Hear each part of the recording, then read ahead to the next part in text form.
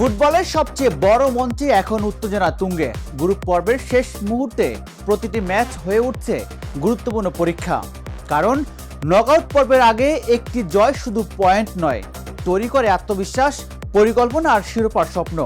আজকের বুলেটিনে থাকছে কানাডা বনাম দক্ষিণ আফ্রিকার হয়ে যাওয়া ম্যাচের বিশ্লেষণ, আজ রাতে হতে যাওয়া ব্রাজিল বনাম জাপানের ম্যাচের ট্যাকটিক্যাল হিসাব এবং জার্মানি বনাম প্যারাগুয়ে লড়াইয়ের সম্ভাবনা ও কৌশল। শুরু করছি কানাডা বনাম দক্ষিণ আফ্রিকার ম্যাচ দিয়ে। দুই দলের ফুটবল দর্শন ছিল একেবারেই আলাদা। কানাডা চেয়েছে দ্রুতগতির আক্রমণ, আর দক্ষিণ আফ্রিকার লক্ষ্য ছিল রক্ষণ শক্ত রেখে সুযোগ তৈরি করা। কানাডার পরিকল্পনা ছিল দুই উইং ব্যবহার করে আক্রমণ তৈরি করা, দ্রুত বল নিয়ে প্রতিপক্ষের বক্সে পৌঁছানো, প্রেসিং দিয়ে দক্ষিণ আফ্রিকার বিল্ড আপ নষ্ট করা। বিশেষ করে ট্রানজিশনের সময় তারা দক্ষিণ আফ্রিকার রক্ষণকে সমস্যায় ফেলেছে। অন্যদিকে দক্ষিণ আফ্রিকা চেষ্টা করেছে মাঝমাঠে লড়াই জিততে, খেলার গতি কমিয়ে আনতে, কাউন্টার অ্যাটাকে সুযোগ নিতে। তবে কানাডার সংগঠিত রক্ষণ এবং আক্রমণের ধার তাদের এগিয়ে রাখে। 1-0-তে নিজেদের লড়াইয়ে টিকিয়ে রাখে কানাডা। এবার আসি আজ রাতে সবচেয়ে আকর্ষণীয় ম্যাচ, ব্রাজিল বনাম জাপান।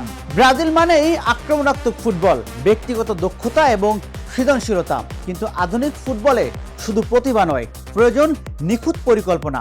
ব্রাজিল চাইবে শুরু থেকেই বলের নিয়ন্ত্রণ নিতে, মাঝমাঠে আধিপত্য তৈরি করতে।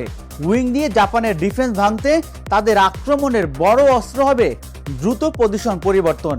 একজন খেলোয়াড় বল নিয়ে এগোলে অন্যরা জায়গা তৈরি করবে, এটাই ব্রাজিলের আক্রমণের মূল দর্শন।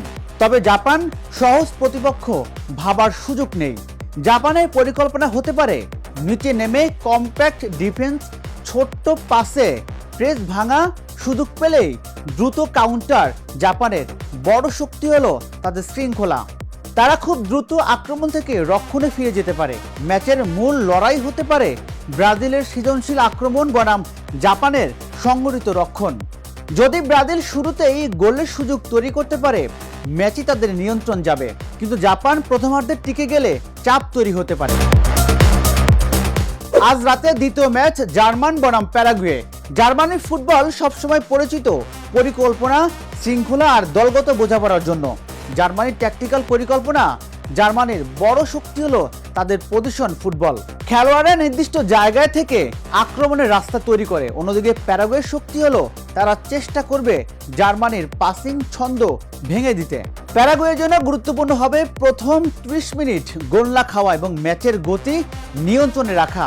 জার্মানি কাগজে এগিয়ে থাকলেও প্যারাগুয়ের লড়াকু মানসিকতা ম্যাচকে কঠিন করে তুলতে পারে।